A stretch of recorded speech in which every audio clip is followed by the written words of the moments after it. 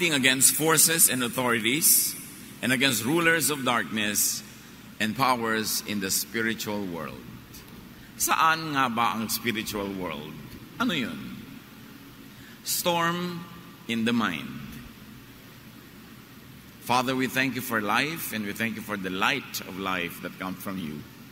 Salamat, Panginoon, dahil kayo po ang tunay na kumikilo sa aming buhay at sa inyo pong kabutihan, kami ay patuloy na nakagagawa ng mga dapat gawin sa buhay.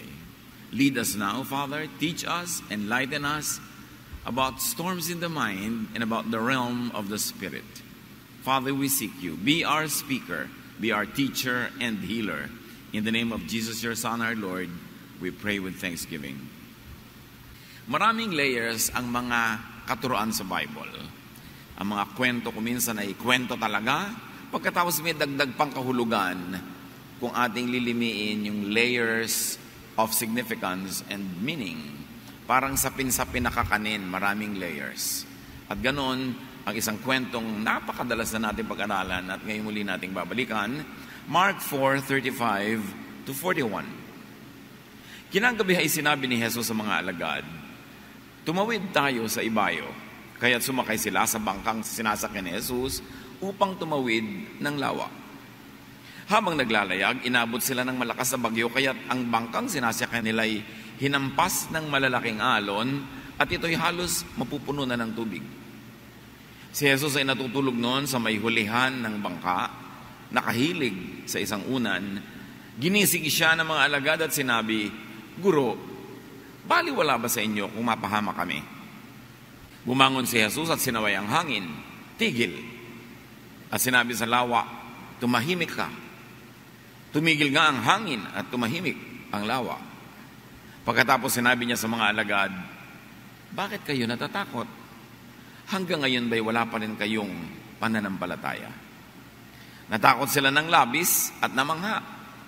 Sabi nila sa isa't isa, anong klaseng tao ito? Pati hangin at lawa ay sumusunod sa kanya. Takot. Tema ng kwentong ito ay takot at saan ito nagmumula at paano ito napapawi. Ano-ano ang mga takot natin sa buhay? Hanapan natin ng aral ang mensahe ng kwentong ito. Mark 4:35, that evening, Jesus said to his disciples, let's cross to the east side. So the words and thought of Jesus was east side, not bottom of the lake. So malinaw, sa simula pa lang, na makakatawid sila. Wala naman silang dapat kinatakot. Dahil sa simula pa lang, sinabi na ni Jesus ang ending ng kanilang biyahe. Sa east side, not at the bottom. They were not listening, or they did not believe in what he said. Or what happened in between the 2 points gave them fear that made them forget the assurance that they would reach their destination. The words of Jesus already gave them the clear answer where they were headed. Mark 4:36 to 37. So his disciples started across the lake with him in the boat. Suddenly a windstorm struck the lake. Storm in the lake, of course, naturally. Lalo sa Sea of Galilee, yung mga bundok sa paligid nito na binubunggo ng mga hangin galing sa Mediterranean, tapos tumataas yung hangin pagkabunggo sa mga bundok, will meet with cold air, bagyo talaga. Agad, instantly, ang magiging resulta. And as fishermen, the disciples of Jesus knew that this could happen, and this always happened. Waves started splashing into the boat, and it was about to sink. It was about to sink, hindi started to sink.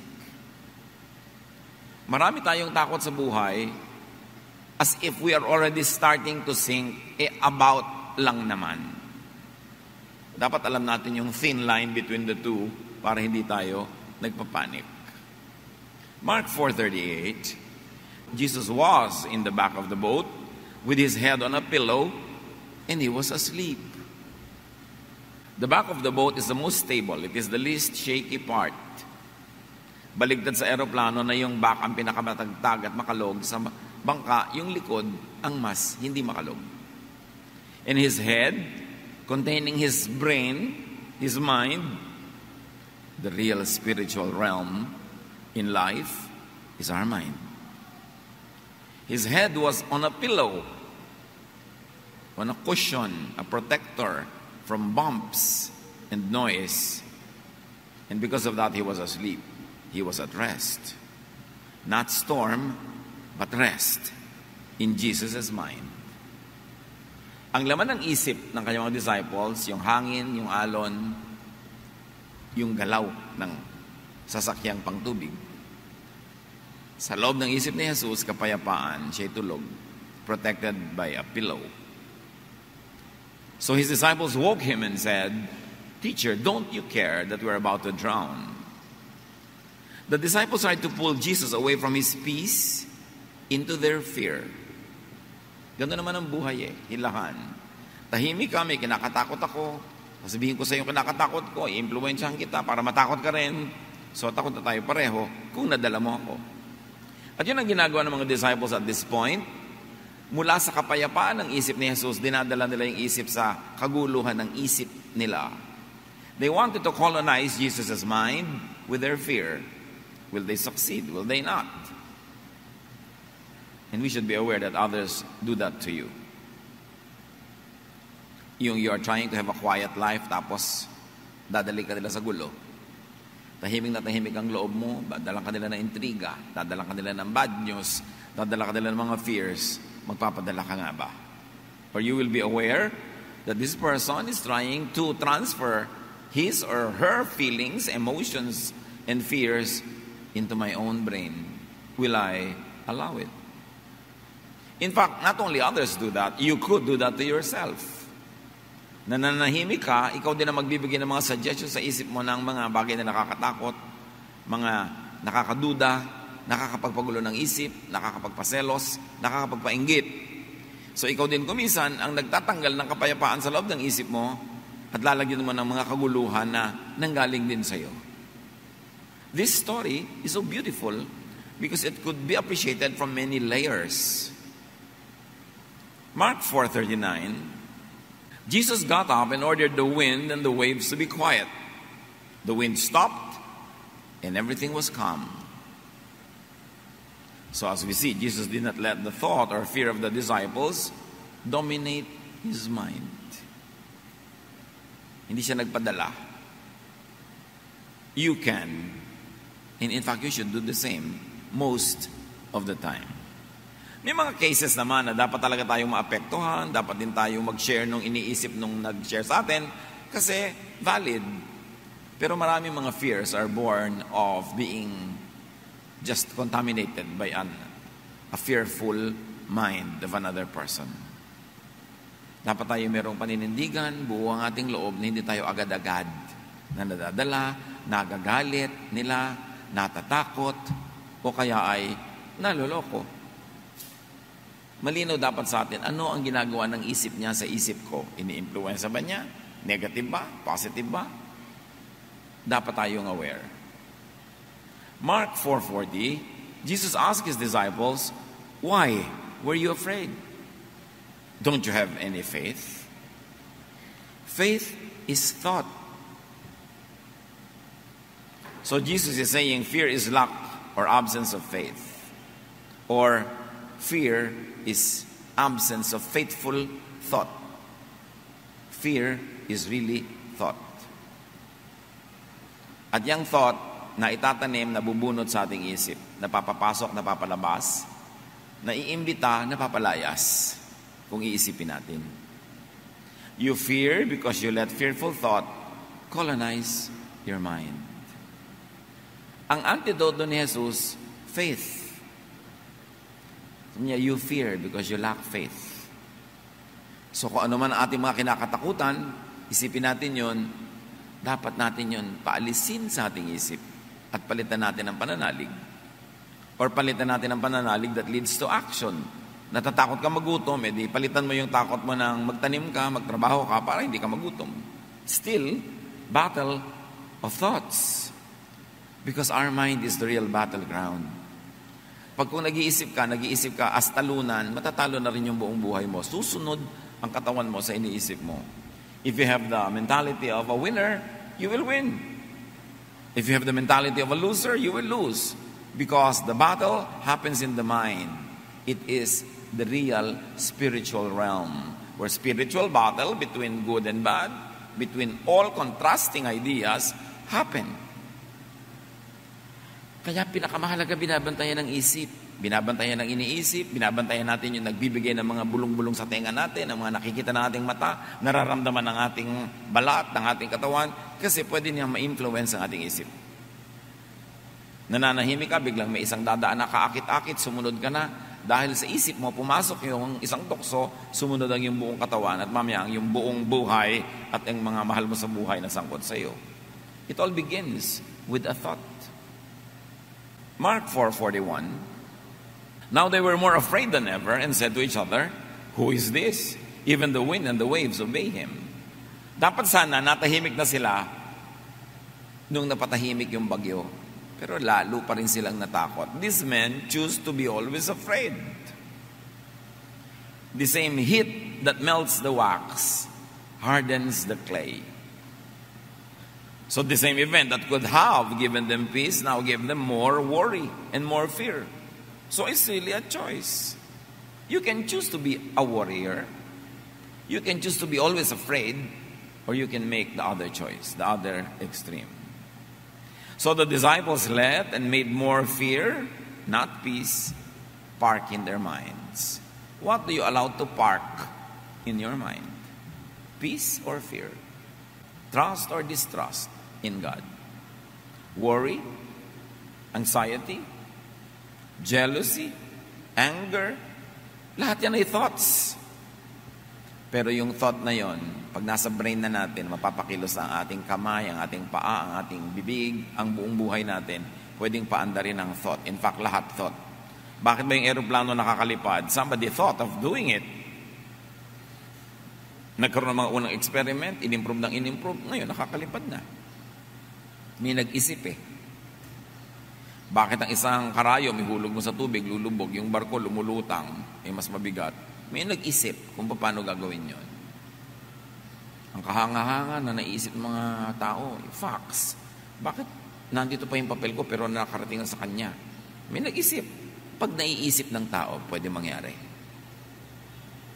At ang faith ay isang uri ng pag-iisip. Kaya sabi ni Jesus, if you believe, nothing will be impossible for you. Ito ang pinakamahalagang bahagi ng ating pagkatao, yung ating isip. Pero itong madalas hindi natin talaga binabantayan. Binabantayan mo yung bag mo, binabantayan mo yung kwarto mo, binabantayan mo yung bakuran. Pero yung utak ko, ano-ano na lang.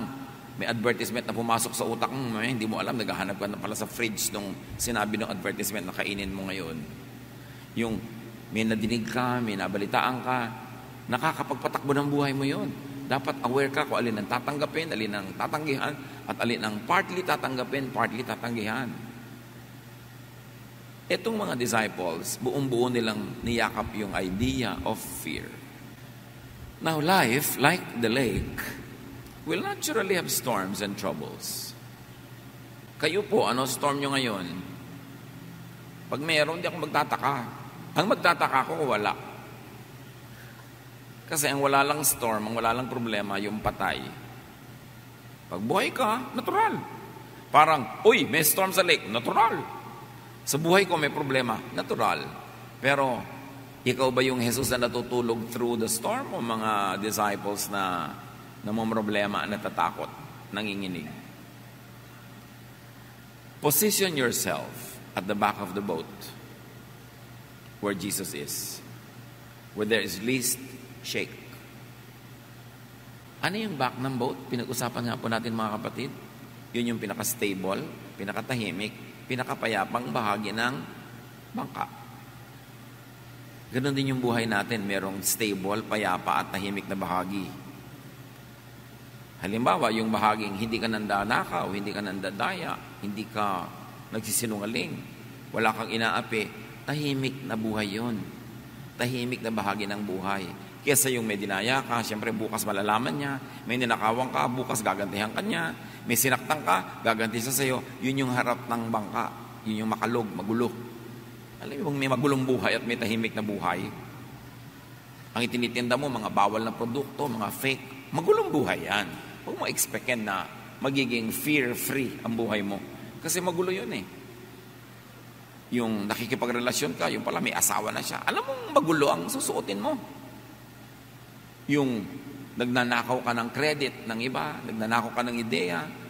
Sa buhay na ito, pwede nating piliin kung doon tayo sa tahimik na lugar o sa magulo. May mga tao, chismisan ng chismisan, doon ka pa makikiumpok. Alam mong gulo yung lugar na yon. Meron naman mga tao na nakikita mong napakahusay nila mamuhay, hindi sila nakikialam sa buhay ng iba, productive sila. Pag doon ka nakisalamuha, yun yung likod ng bangka. Mas tahimik yun. Hindi ka masyadong maliligalig doon. Yung buhay na sobra kong makapaglustay. Pagkatapos, pag may pangangailangan, walang pera. Pag may sakit, walang pera. Pag kami namatayan, walang pera. Yun yung part ng bangka na magulo. Pero yung nagsisikap, kumikita, nag-iipon ng konti, kahit man lang, meron kang aasahan pag nangangailangan ka. Hindi ka masyadong laging naliligalig. Mas stable.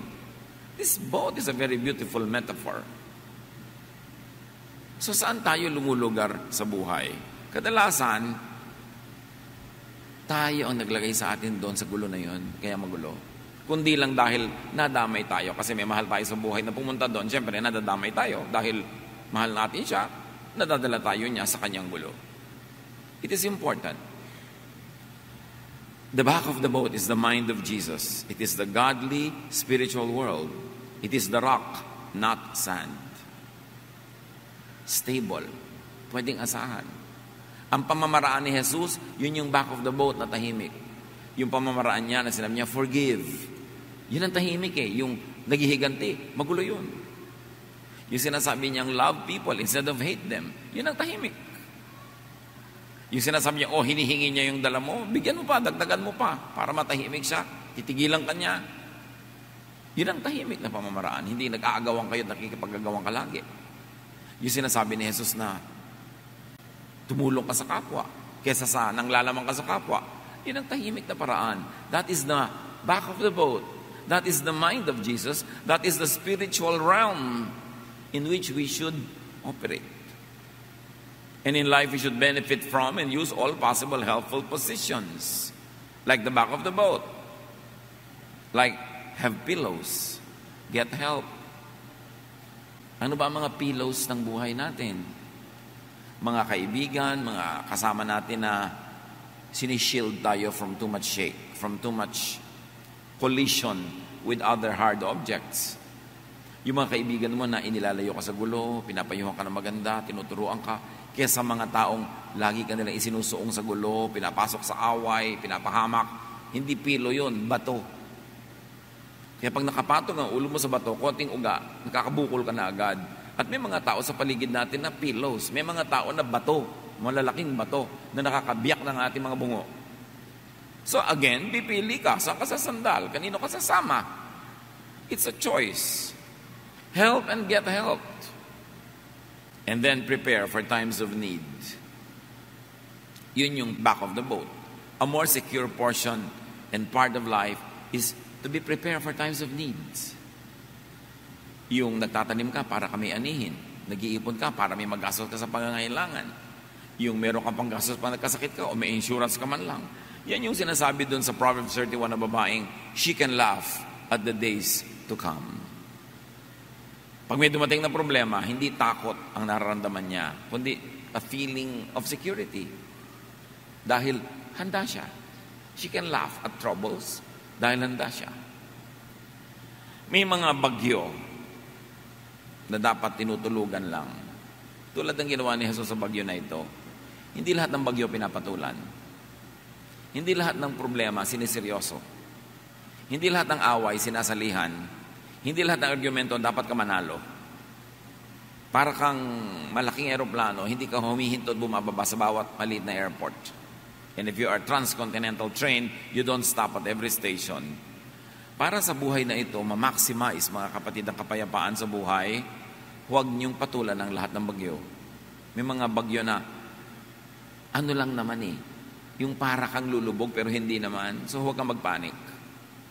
May mga problema na hindi niyo pwedeng isolve agad, tulugan niyo muna. Nag-aaway kayo mag-asawa? Pareho kayong gusto manalo, tulugan niyo muna yan. Kasi pag napahinga na kayo, nakakain, lumamig ang ulo, hindi na si Mr. o si Mrs. ang mananalo, kundi yung katwiran Sino man ang may hawak ng katwiran na yon. Meron kayong problema, hindi nyo alam ang gagawin nyo, walang solusyon, tulugan nyo. Huwag niyong piliting hanapan ng solusyon, tapos gagawa kayo ng hakbang, na mamaya pagsisisihan nyo kasi mali pala. Pag wala kayong alam na dapat gawin, edi wala kayo dapat gawin, kasi wala pala kayong alam eh. Pastor, ano pong gagawin ko sa problema ko? Ano nga ba iniisip mong gagawin? Wala po akong maisip. Matulog ka muna. Nakakamatay ba yung problema mo ngayon mismo? Hindi po naman po. Hindi naman pala eh. Patulog ka na muna. Magpahinga ka. Parang nung araw na nagka-counsel pa ako sa telepono, sa landline, na itinigil ko, salamat na lang. Magriring ang telepono, alam niyo naman ako, nung bagong pastor ko, talagang all mind to give. Naisip ko, 2 taon lang mauubusan ako, dapat pala hindi. I should keep something. 2:00 ng umaga, may tatawag, Pastor, napakalaki po ng problema ko. Ano yun? Ang asawa ko po, 7 taon nang nagtataksil. Sister, 7 taon na pala, bakit di natin bukas na pag-usapan? Hindi naman makakita ito na bukas, nakaka-7 taon na pala, bakit mo ako ginigising? Ganun po ba? Oo, ganun nga. Tumawag ka bukas. Hindi ka naman mamamatay ngayong gabi, di ba? Hindi naman po. Ayun naman pala, patulugin mo ako. Pangit ako magpayo pag puyat. So, ganun. Mga kapatid, may mga problemang itulog nyo. Galit na galit ka sa asawa mo, sa anak mo, pero it's not the time to talk. Bukas na. Pwede, next week na. Itulog nyo yan. Tulad ng ginawa ni Jesus. Huwag nyo siyadong seryosin. You will survive. At kung namatay tayo, di namatay ka. It happens only once.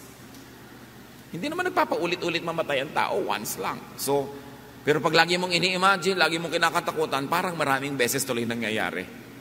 Pero minsan lang yun. Saglit lang malagutan ng hininga ang tao. And that is the ultimate thing that could happen to anybody. And yet even that could happen so quickly. So, dapat hindi fear. Lalo kung walang solusyon, hindi problema. Napakalaki po ng problema ko. Kung naisip mo na ba lahat ang pwede na solusyon? Wala pong solusyon. Naisip ko na lahat. Di mong problemahin. Pag walang solusyon, hindi problema. Huwag mong problemahin. Ano pang tawag doon? Yan ang buhay. Tanggapin mo. Manahimik ka and enjoy other things in life. There are things you just have to embrace because you cannot get rid of them. Kasi ang definition ng problema, may solusyon na katapat. Parang anumang imbornal, may langit pa rin katapat yan. Ngayon, kung wala siyang katapat, wala siya. Huwag yung problemahin ang walang solusyon. Tanggapin nyo na lang. Luluwag pa inyong buhay and make the most out of it. Stop complaining and stop being afraid. This story tells us that there will be moments when the boat seems to be about to sink. Observe if it is really sinking. If it has begun to sink. If not, do not overreact. Do not be overcome by fear. Sabi nga ng Desiderata, most fears are born of imaginings. At maraming guni-guni na nalilikha ang puyat, pagod at gutom. Kaya dapat nga itulog ipahinga. Huwag magpapasya pag takot na takot, galit na galit, o very, very emotional. Kasi pag naiba yung emotion, maaaring pagsisihan nyo ang inyong pasya. Iba ang lungkot pag nagising ka ng 2:00 ng umaga. Lalo't ikaw lang ang gising. Pero iba naman yun kung nagising ka ng 6, 7, iba na uli yun. Panapanahon lang yan. You know what is important? Is to survive the moment. Merong kakabreak lang, iniwan ng papa. Parang mamamatay na. Ako, iha. Mag-survive ka lang ng 1 day. Maiiba na yan. 2 days, 3 weeks, at most 5 years. Gagraduate ka rin dyan sa pait na yan. Walang sakit na hindi nagagraduatean. Just survive. Huwag ka lang mamatay. At huwag ka magpakamatay. Gusto ko na pong mamatay. Akala mo lang yan. Pero 3 years from now, sabi mo, ay, buti na lang hindi ako namatay. You know, like yung pag-ibig na pag nawala, akala mo nawala na ang buong buhay.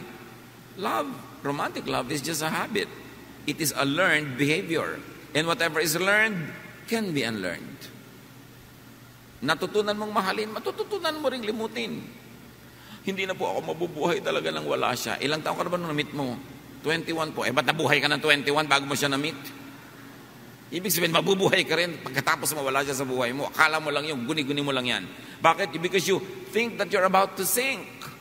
You think that you are sinking. No, the boat where Peter and everyone else was not sinking. It just seemed that it would sink. Kaya parang wala ka ng pag-asa. Para lang yun. Basta buhay may pag-asa. Akala mo lang yun. Nalulunod ng luha ang mata. Nahihilam, nabubulag ng luha ang mata. Kaya huwag masyadong magdrama. Tibayan ng loob. Lalampas din yan.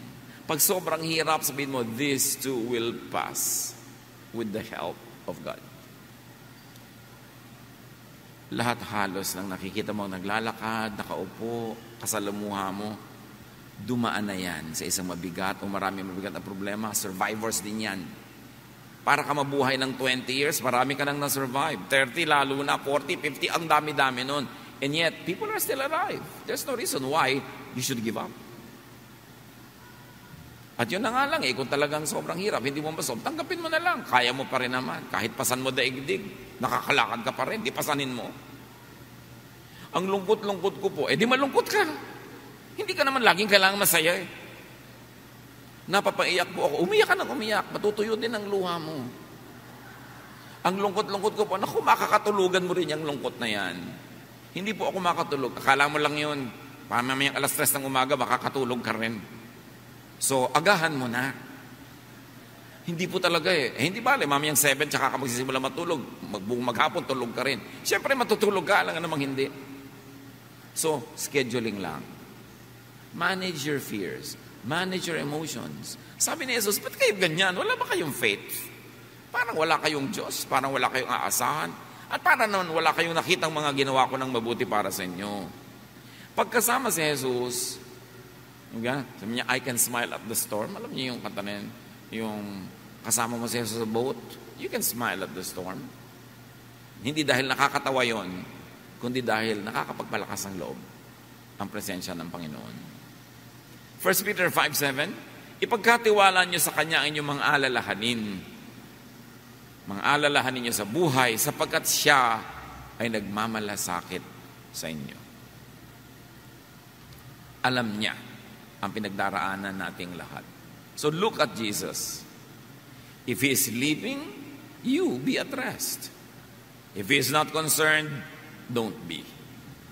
Kaya mahalaga na alam natin ang isip ni Jesus. Alam natin kung anong mahalaga sa Kanya, alin ang hindi. Para huwag na natin pahalagahan yung hindi naman pala mahalaga sa Kanya. Huwag natin katakutan yung hindi naman niya kinatakutan. Why? Because Jesus is in us. Yun ang lagi nating nalilimot, that Jesus is in us. The Spirit of the Lord is in us. So meron tayong kasama, hindi tayo kahit kailan nag-iisa, at hindi tayo mahina because the Spirit is in us. Pag tinignan nyo si Jesus, hindi siya natatakot, huwag kayong matakot. Parang sa aeroplano, yumayagyag yung aeroplano, kumakalog-kalog, pero nakita nyo yung stewardess, patuloy pa yung nag-aayos ng mga plato-plato, hindi siya natatakot. O tingnan nyo siya. Sabi niya, kung nakakatakot ito, uupo na yan, magsi-seatbelt na. So, I should not be concerned. Ikaw takot na takot, siya hindi. Magkaiba lang yung isip nyo, pero magkaiba yung blood pressure, magkaiba ang sitwasyon ng katawan nyo, kasi magkaiba ang iniisip nyo. Don't be too concerned about many things. Know what the basics are, and if the basics are there, be happy with all the other things, whether they are there or not. Sabi ng Panginoon kay Martha sa Luke 10:41, Martha, you are worried and upset about many things, but few things are needed. Or indeed, only one is needed. The storm outside cannot enter if the mind is filled with faith. Nakakapasok ang takot kasi may space na dapat sana ang laman nun, faith. The law of impenetrability says only one thing occupies one place at one time. So kung puno ka ng faith, walang space yung fear. Inversely proportionate yan. The more faith, the less fear. The more fear means less faith.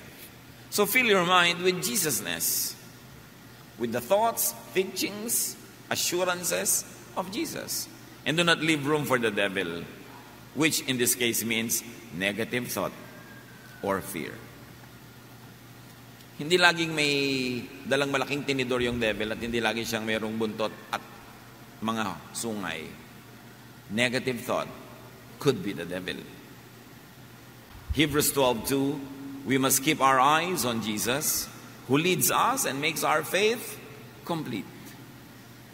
In Ephesians 4:26-27,